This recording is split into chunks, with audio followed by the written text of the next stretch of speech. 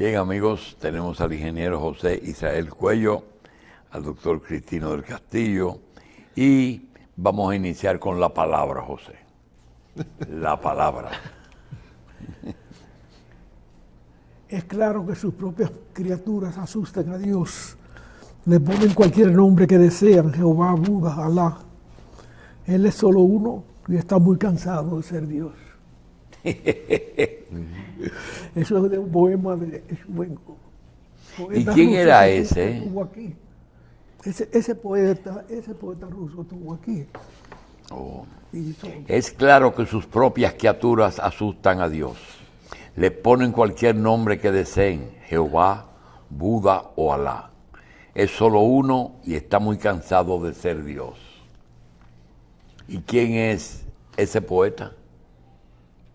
Yushchenko, yo conozco un Yushchenko que es ucraniano, pero no estoy muy seguro de si es el mismo.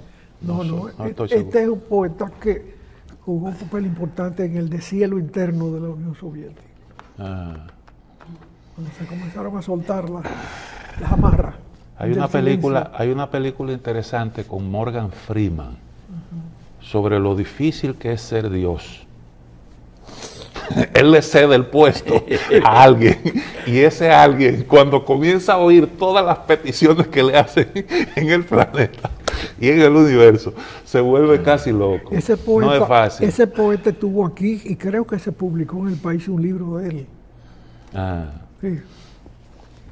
Bueno, vamos para otra cosa. Putin dice que debe pensar en soluciones para detener la tragedia en Ucrania. Hay dos tragedias, hay uno en Ucrania y otro en Palestina. Sí, me parece que esa frase fue dicha en el marco de las negociaciones entre los palestinos y los judíos para el deshielo de la guerra, para la entrega de rehenes, lo que están haciendo ahora. Y me parece que fue una ventana que abrió Putin para una negociación. Lo que pasa es que lo de Ucrania ocupa un lugar tan secundario en este momento, porque todo está concentrado en Palestina y Israel, que no se le da trascendencia a esa declaración, porque eso es una apertura a las negociaciones. Y aunque este programa no tiene las pretensiones de alertar sobre eso para que le hagan caso, bueno, no corresponde decirlo. Sin embargo, él no ha recibido respuesta de esto. Hoy está el mundo manejado un poco por la enorme importancia que tuvo Kissinger en la historia humana. Se le sacan todas sus travesuras y maldiciones, pero los resultados de su relación con China, yo me precio de identificarlo como el acontecimiento más trascendente en la historia de la humanidad. 750 millones de gente no se incorporan al mundo civilizado de otra manera. Por la evolución natural no se hace. La nación más poderosa del mundo, que todavía lo es Estados Unidos, aunque sus líderes estén carcomidos, sean muy débiles en este momento. Esa nación no hubiese llegado a un acuerdo tan virtuoso en sus resultados como el que se acordó ahí para ayudar a expandir la economía china. Solo la sinergia entre la economía norteamericana con signos de estancamiento en ese momento y la economía china con una potencialidad enorme podía dar lugar a esos resultados. Dicen que eres un hombre de una biografía oculta que ya está desempolvando, como dijo de Sena, la realidad de su acción. Naturalmente el acercamiento que él propició de China y Estados Unidos tenía un objetivo claro, que era dividir a la Unión Soviética. Sembrar la cizaña entre la Unión Soviética y China, acentuar la cizaña, porque eso estaba vivo. Él lo que hizo fue que aprovechó. Cosecharla. Exactamente. Él la cosechó y dinamitó el mundo socialista. Bien.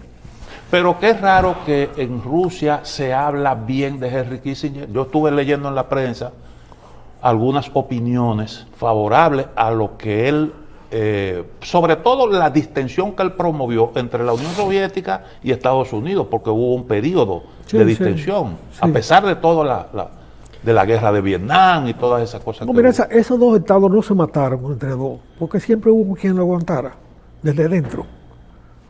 Esa es la realidad, porque estaban destinados a caerse a bombazo. Pero no pasó. Cosa que es buena que no haya pasado. Porque eso de tú ir matar 200.000 gente con una bomba y a los 3 días o los 2 días tirar otra que mata otra vez una cantidad de gente, eso está inédito en la historia. Salvo esta barbaridad que está pasando en Palestina. Eso de matar poblaciones civiles inermes, que lo potencia el armamentismo desbocado que ha tenido el mundo. Bien. Hay un tema Eso no se ha visto en la humanidad. que nos gustaría tratar. José, se piensa que los glaciales están en el Ártico y que cuando se derriten, pues producen efectos en el trópico, en nuestros países, pero ese 56% de los glaciales tropicales peruanos se han perdido. ¿Qué significa eso? Yo no tenía idea de que Perú tenía glaciares. Simplemente tomo una nota de la prensa extranjera que dice, en las últimas 6 décadas, debido al cambio climático y según un nuevo inventario gubernamental, el 56% de los glaciares tropicales peruanos se han perdido. Lo cierto es que el cambio climático llegó. Eso de que va a haber un cambio climático, eso no, ya pasó, ya empezó. El eje de la Tierra se ha movido. Es más, ahora hay una teoría de que los polos van a variar y que han variado a través de los siglos, pero que esta variación va a ser más próxima con respecto a la última.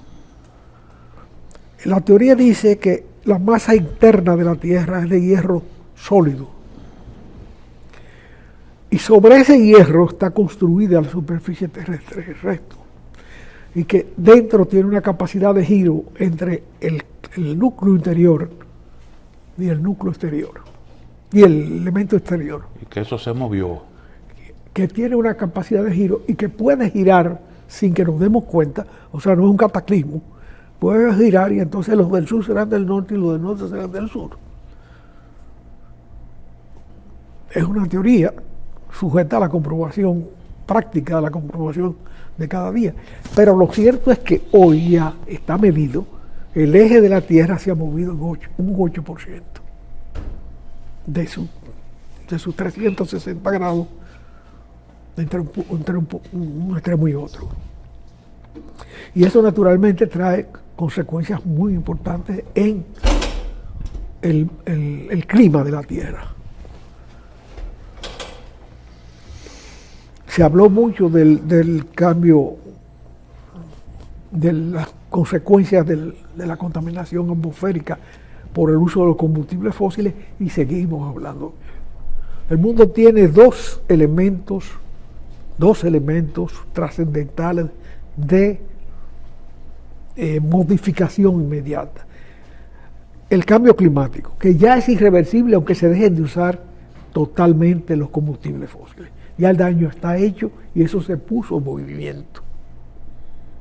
El otro elemento que impide una expansión de la vida económica del mundo es la preeminencia del dólar, que garantiza la expansión de la economía americana sin control. Y eso no es malo, no se hace ningún daño con eso. Que se expande a Estados Unidos, eso es bueno.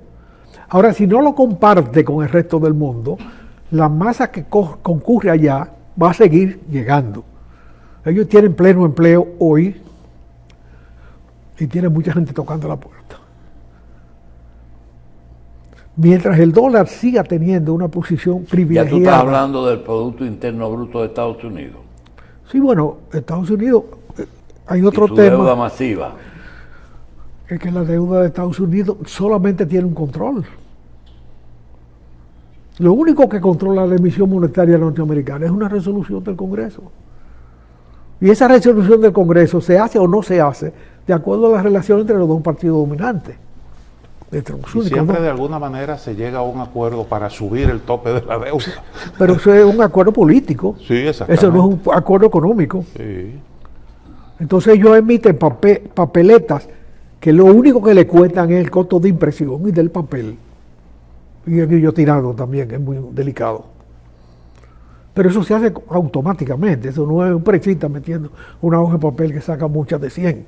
No. Es una hoja que va y se corta automáticamente y se empaca automáticamente. Y el crecimiento de la deuda, la emisión monetaria en Estados Unidos, ¿tiene que ver con la inflación? Pero claro que sí. Porque Estados Unidos todos los días tiene más capacidad de pagar.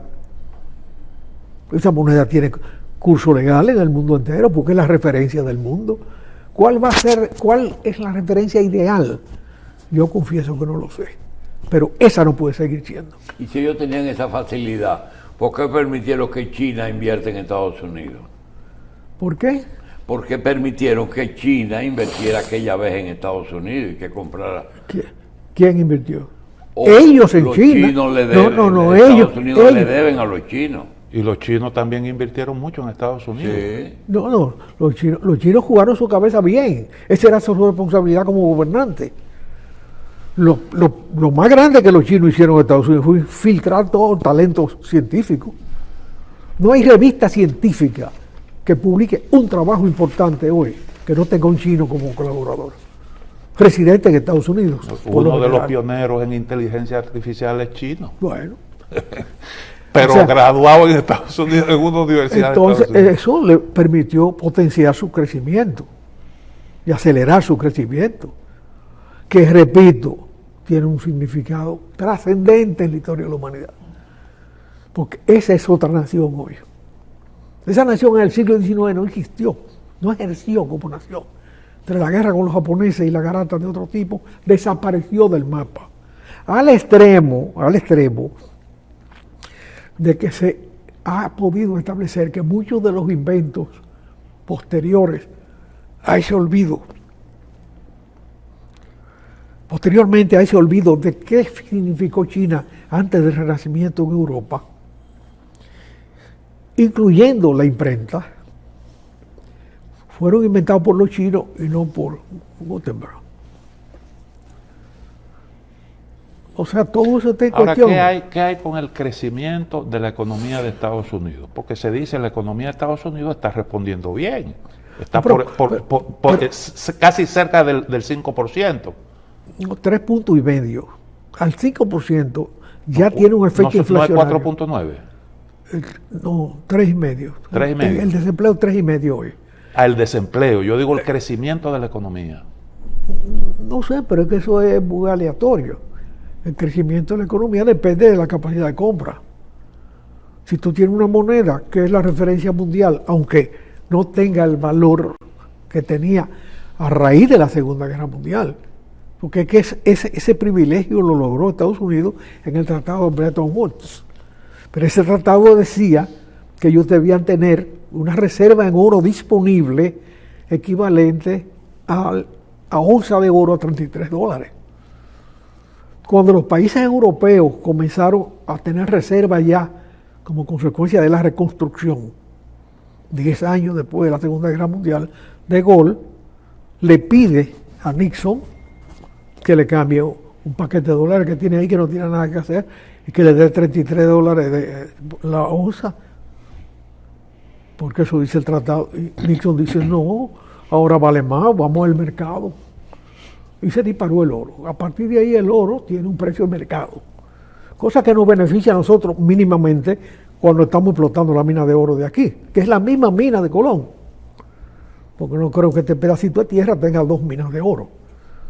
Sería el más rico del mundo, en una superficie de 50,000 kilómetros cuadrados, tener 2 venas de oro. Eso me parece pretencioso. ¿Qué posibilidad hay de que Estados Unidos incumpla su compromiso externo? Que deje de honrar su deuda. ¿Eso es una posibilidad? ¿Y qué es reevaluar el valor de la deuda? Si no es incumplir sus compromisos externos. Es que ellos lo hacen permanentemente a base de la emisión monetaria, sin control para nadie. El único control que eso tiene es que el Congreso norteamericano se ponga de acuerdo en alguna carata política para que se autorice por las dos cámaras, si no es que un partido tiene las dos cámaras en la mano. Porque si un partido coge las dos cámaras, cosa que ha pasado mucho, la libertad es plena. Entonces eso significa que habrá problemas para la emisión de bonos del Tesoro de Estados Unidos, porque eso se convierte en un instrumento no confiable. Bueno, de más en más es no confiable. Por eso los países tratan de tener áreas que la manejen. Por eso existe el euro. El euro es un elemento defensivo de las naciones europeas, que lo dinamitó Inglaterra por sus vinculaciones privilegiadas con Estados Unidos. ¿Y por qué el euro siempre ha tenido un valor superior al dólar estadounidense? Porque tiene más control de emisión. Porque las naciones que componen ese conjunto son naciones todavía. Tienen criterios propios. Tanto que Inglaterra dice, yo no sigo en el Brexit, me perjudica. Y de alguna manera dinamitó esa virtud.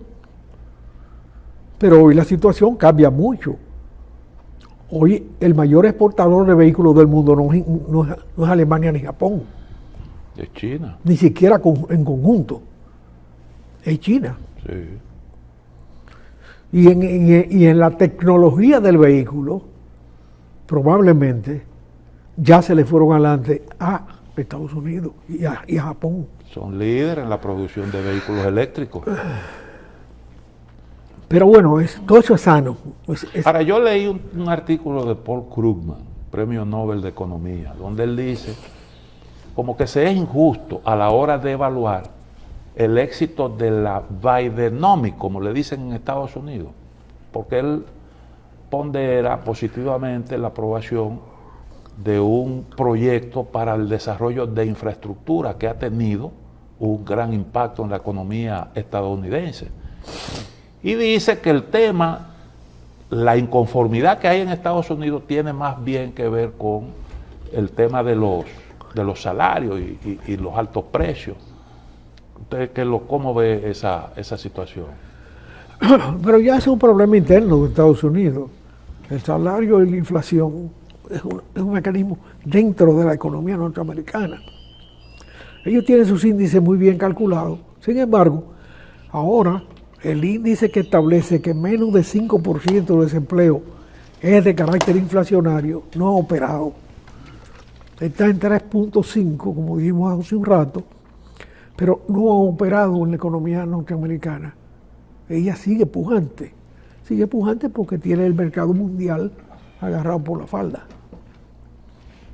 Tan sencillo como es. Un por ciento muy grande del dólar que Estados Unidos exporta como moneda no vuelve a la economía norteamericana, no compra en la economía norteamericana, se utiliza como medio de cambio fuera de su territorio. Y en ocasiones, ya los reitero, con De Gaulle por un lado y con los petrodólares después, fue el eurodólar y el petrodólar de circulación restringida, porque ellos no querían que se operara sobre su economía. Ellos lo impusieron y lograron salvar. Si esa presión de dólar cae allá, sus precios bajan. Está pendiente la activación de una misión keniana en Haití. ¿Qué se puede esperar de eso, ingeniero? Bueno, mira, eso es una cosa que a mí me espantó, lo que eso significa. ¿Por qué Kenia se preocupa? Y tan sencillo como googlear un ratito. Tú pones en la computadora Kenia y el tráfico de droga y te sale una gama completa de lo que significa el tráfico de droga en la economía de Kenia. Ese deseo es el deseo de instalar un punto de droga eficiente aquí en la isla. Tan simple como eso. Los titulares son decenas. Lo cito aquí, lo recogí aquí. léanse estos artículos y sean perversos en aquello de lo que puede ser la intención oculta del gesto keniano con Haití. Así lo manejo. Porque podríamos ser en breve una isla única e indivisible sustentada en el tráfico de drogas al gran mercado norteamericano, el mayor y el mejor, desde donde el dinero sale lavado. El tráfico de drogas es un mecanismo de lavado de dinero no producido lícitamente. Y si aquí, si de alguna manera se consolida esa idea de traer a Kenia a hacer un trabajo que otros no han podido hacer, porque si Haití no se desarrolla desde dentro, no se va a desarrollar, vamos a tener un problema de droga ya de una dimensión mayor, mucho mayor. Porque Kenia es el corazón del tráfico de drogas de África, que está comprando barato un punto por aquí. Es una alerta que con toda responsabilidad lo hago. Y ojalá no tener razón. No quiero tener razón. Algunos soldados... No quiero que se compruebe. Que me digan, mira, él lo dijo. No, que no lo hagan. Porque si se ponen a comprobarlo, eso no tiene reversa. Kenia ha participado en algunas misiones de paz dentro del África y los mandos que han participado en esas operaciones han sido vinculados a actividades ilícitas diversas, entre ellas tráfico de distintas mercancías. Ese precedente existe. Yo supongo que debe haber algún mecanismo de evaluación y de supervisión, porque no creo que la comunidad dé un cheque en blanco en lo que tenga que ver con eso, pero los riesgos son reales, como usted dice, ¿verdad? Accedí a ciertos artículos. Kenia, Mombasa, el nuevo centro mundial del tráfico de drogas. Eso es de France 24 de la semana pasada. En octubre 29. Esta ha sido una nueva ruta adoptada por los narcotraficantes internacionales por muchas razones.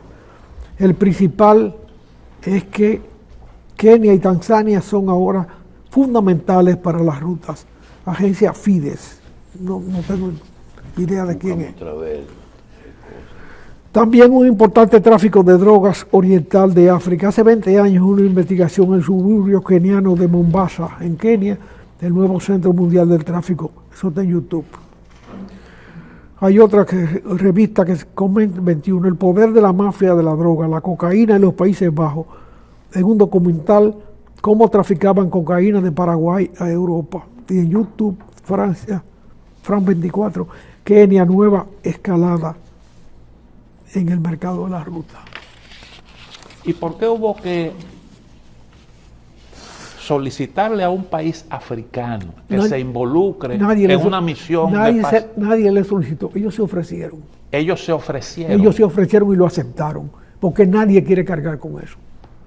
Y entonces resulta que la relación auspiciosa, vamos a decir, entre la República Dominicana y Haití, porque genera empleo, genera trabajo, genera dinamismo para las dos economías, se suspende por 4 gotas de agua. Usted está peleando por agua. Una cosa primitiva, tú no puedes negarle el agua a nadie.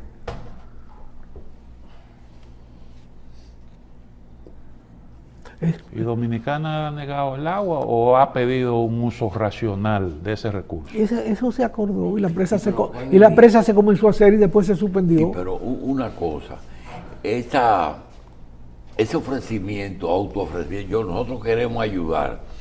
¿Qué puede haber? ¿Interés de que la estructura del narcotráfico que ellos tienen en África lo traigan para Haití?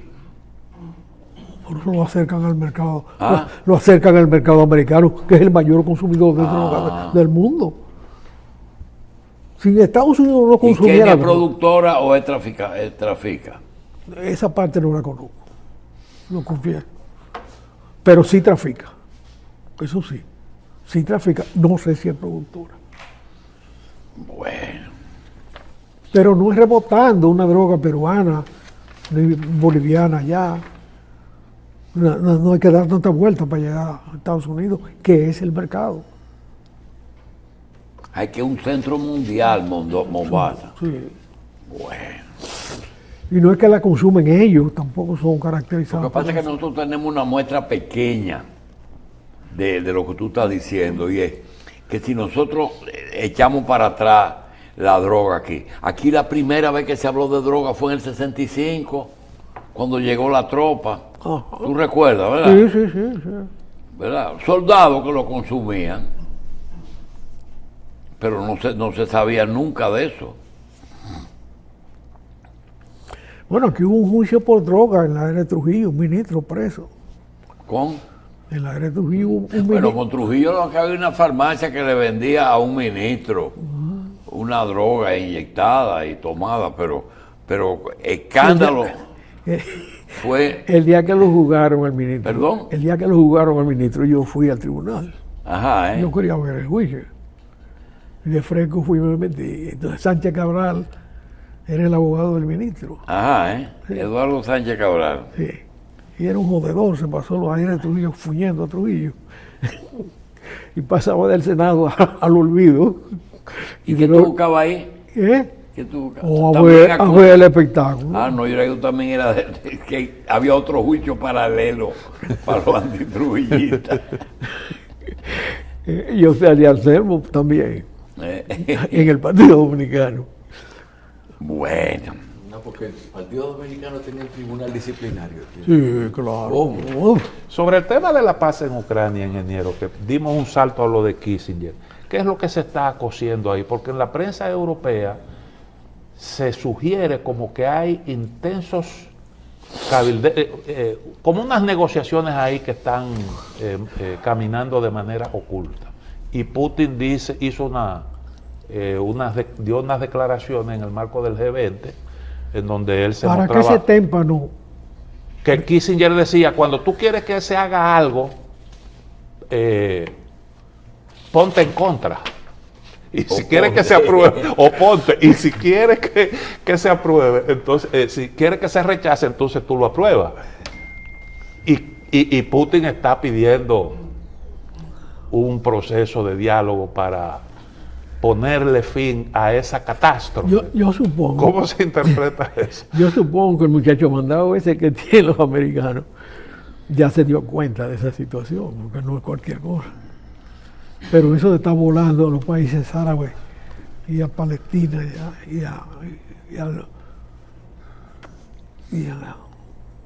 y a Israel 3 veces a la semana, eso no le da tiempo de pensar en la otra guerra. Pero lo cierto es que debió atenderse esa seña, tal vez se atendió discretamente. bueno. Señor, después de 5 años después que enfermó la Bernstein, que Robert Thomas asumió la embajada de Estados Unidos, pasaron 5 años y ahora parece que Estados Unidos se ve casi obligado a nombrar un embajador, pero tiene que llenar los requisitos mandándolo al Congreso. Manda un puertorriqueño que ojalá sea heterosexual, porque parece que ya es obligatorio. ¿Por qué tú te ríes? Es No, verdad. porque parece, es que tenemos una racha. Bueno, parece- racha no, ellos decidieron que... ¿Qué país del mundo ha tenido dos parejas del No, mismo nada más sexo? nosotros. Es que dice, tú lo estás diciendo. Sí, pero yo no dije, pero yo no lo hice. Entonces, ojalá, y los puertorriqueños que tienen un alto índice de ese problema. Ojalá que no... Es heterosexual porque tiene su esposa. Y la esposa es una mujer. También hay que aclararlo. Pero, por lo menos hay la intención, ¿verdad? Hay la intención y con la intención basta, ¿verdad? Bien. Hay Ustedes estaban hablando del Congreso americano. Hay aquí un problema de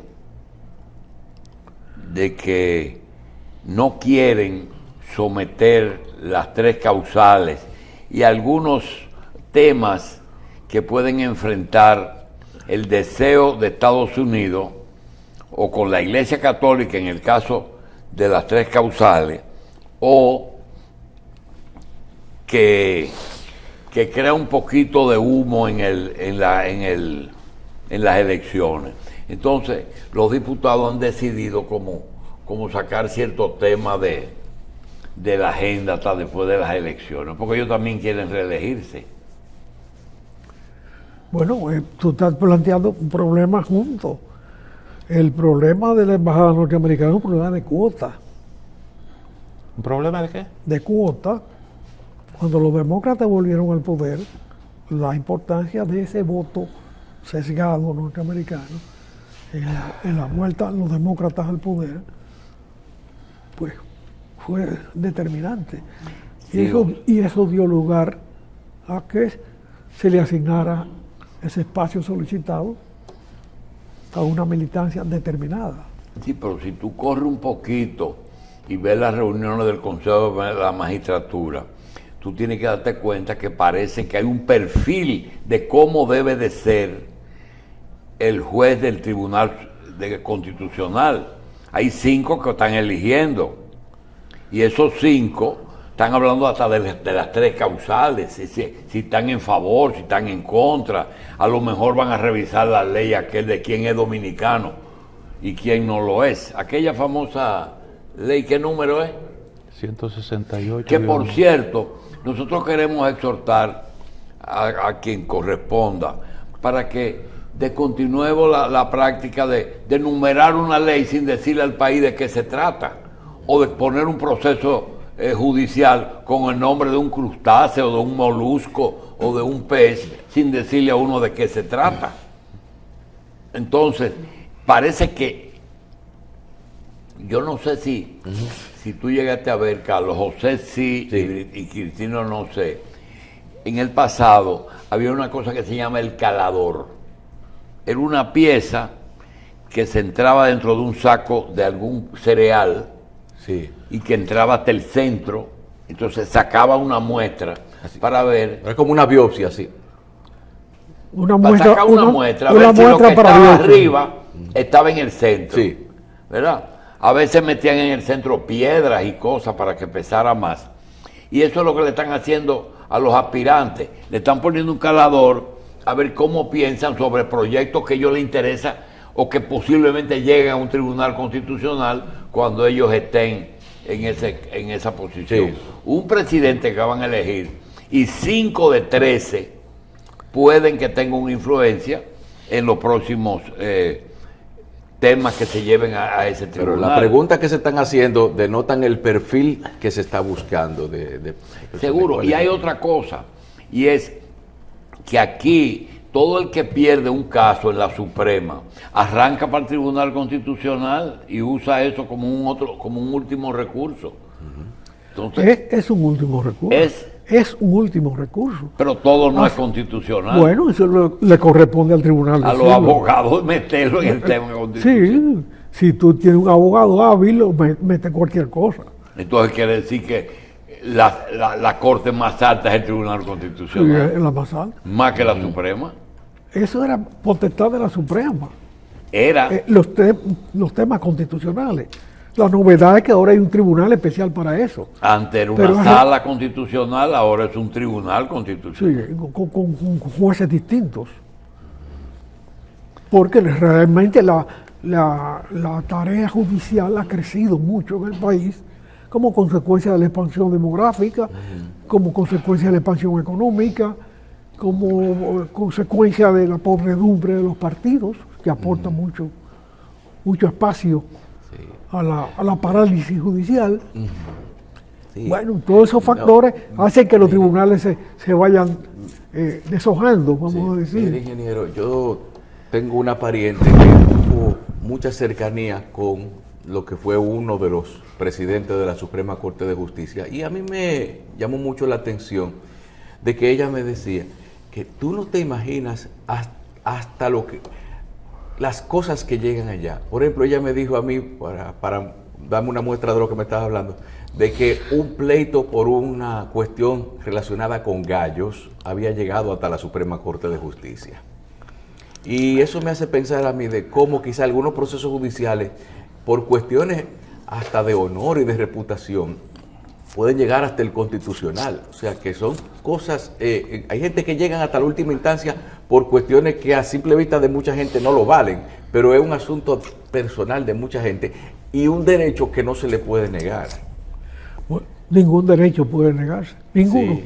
puede negarse, y los tribunales están para... Incluyendo el derecho de fuñar a otro también. Eso, Bueno, eso depende cómo lo maneja el tribunal. sí. Porque hay problemas que se pueden resolver en primera instancia de acuerdo a la capacidad de los jueces de manejarlo. Ahora comienzan a dar brinco en la justicia y se pasan José, la vida. Es innegable que en un mundo que está en crisis, República Dominicana, un país pequeño, con recursos limitados, en que su balanza de pago es desfavorable, necesita más divisas de la que produce, hemos tenido una crisis sobre otra, que hemos salido de ella, o por lo menos hemos convivido con ella, y es indudable que hay algo que se ha hecho, pero una de esas cosas es, y de eso queremos, o que tu opinión, y es que el Banco Central trata de ayudar la imagen y ayudar al gobierno con un boletín interdiario sobre el crecimiento, sobre los intereses. ¿Cómo tú ves esos boletines casi diarios del Banco Central en beneficio de la economía? ¿Es necesario? Bueno, cualquiera sacude sus éxitos. ¿Perdón? El hombre tiene derecho a sacudir sus éxitos Ah, y a sonarlo. Es una labor que da resultados positivos, por lo tanto puede ¿te decir. parece como el cambio climático, que todos los días cambia y todos los días hay un boletín nuevo? Sí. ¿Eh? No, pero el comportamiento de la economía real, de la economía dominicana, es un timbre de orgullo para el país de siempre. Y las intervenciones del Banco Central siempre han sido afortunadas. Por No. ejemplo, ahora mismo, Pero son más ahora frecuentes Sí, ahora. pero siempre esas intervenciones están acompañadas o se hacen a propósito de alguna decisión, por ejemplo, de política monetaria, que el Banco Central Cuando toma. interese. Por ejemplo, hoy está modificando, reduciendo la tasa de política monetaria. Y eso para estimular la economía, porque se introdujeron algunos ajustes para contener la Usted sabe que inflación. la economía moderna es un poco acupunturista. La Sí, acupuntura te permite, si tú puchas en la rodilla, te arregla el corazón. Por ejemplo, un ejemplo de profano. Y si es en un pie que tú punchas, te arregla el cerebro. Una terminación O sea, nerviosa. un problema de acupuntura. Los chinos son especialistas en eso. Sí. En ambas. En acupuntura. Ellos son los reyes de eso. Ellos fueron los primeros que emitieron moneda en papel, tú sabes. Marco Polo lo narra como llegó a un principado de eso, caminando por China. Estamos Y viendo una encontró declaración. papel impreso, de papel. Así como Héctor Valdés, casi interdiario hacen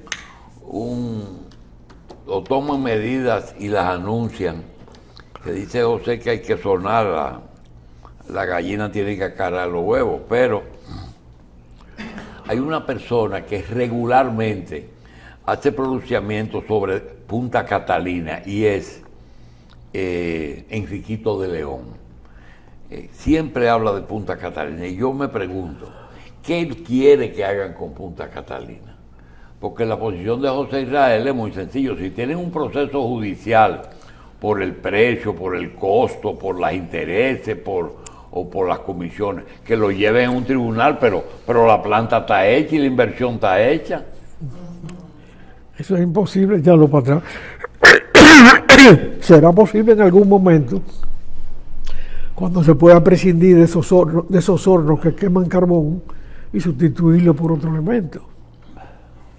Pero eso cuesta mucho dinero, en cualquier circunstancia. Y no es precisamente el dinero lo que abunda en el sistema energético dominicano. Lo que Lo que pasa abunda es que en el sistema energético dominicano es la incapacidad, la negligencia. Después aparecen otros elementos cuando te dicen a ti. El problema es que para la energía eléctrica de los carros es mejor, pero se necesita cargar la batería con energía de la otra. Entonces ya ahí o en el caso de que estamos esperando que el costo de producción del hidrógeno baje para que se pueda generalizar antes toda esta tecnología era muy cara, después se hizo. Mira, ya hablamos aquí hace días de cómo en Portugal ha habido semanas de cero consumo de energía dañina y exportación de energía renovable a España. Es posible y aquí hay mejores condiciones que en Portugal. En Portugal. Sí.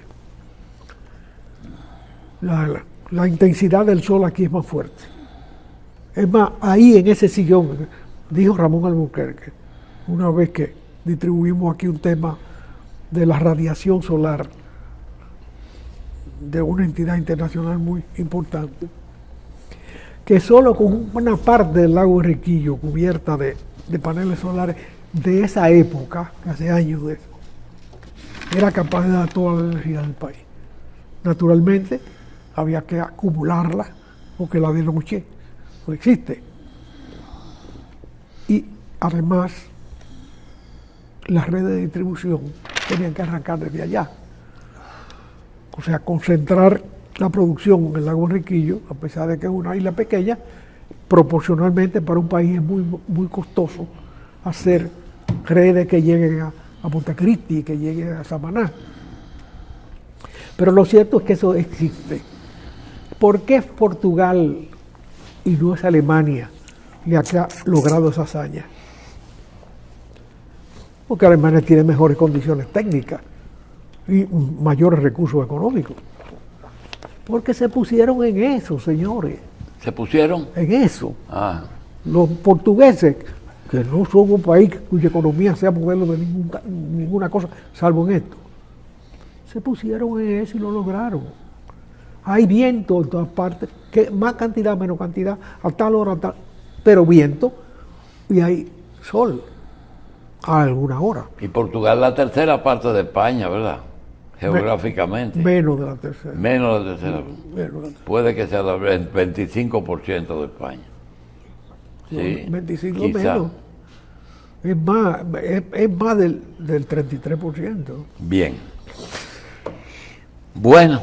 Pero déjame corregir ahorita, dije bueno corregirlo de una vez, que en el juicio por droga de la era de Trujillo, que fue un fantasioso juicio, no sé si Galíndez lo recoge en su obra, Sánchez Cabral fue abogado de la farmacéutica que le proporcionaba la droga al ministro, porque la frase de él fue lapidaria. Cuando entró a defender a la señora, dijo, estamos en un juicio por drogas, ¿y dónde está el que se droga? Así, teatral como era. Sí. ¿Y dónde está el que se droga? El que se drogaba Sí. ya era ministro otra vez. Sí. O sea, el juicio iba caminando al mismo tiempo que habían retornado a su función al ministro drogadicto. Ay, joder. Bien.